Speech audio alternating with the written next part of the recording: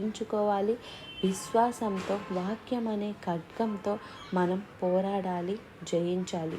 అందుకే వాక్యం చదవండి. ప్రతి పోరాటంలో మనం జయం చూడాలంటే ప్రతిసారి ప్రభువు సహాయం మనకు కావాలి. ఎలా ఉంది మీ జీవితం? పోరాటాలు లేవా?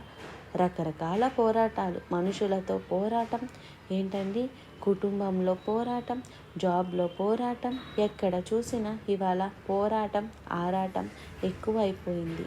అందుకే బ్లడ్ ప్రెషర్ ఎక్కువైపోయిందంట. చాలామందికి బీపీ అంటారు, బ్లడ్ ప్రెషర్.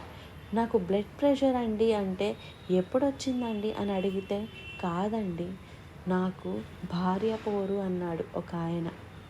భార్య పోరు, భర్త పోరు, బిడ్డల పోరు, ఎన్ని రకాల పొరుగువారి పోరు, ఏదో ఒక పోరాటం, ఆర్థిక పోరాటం, శారీరక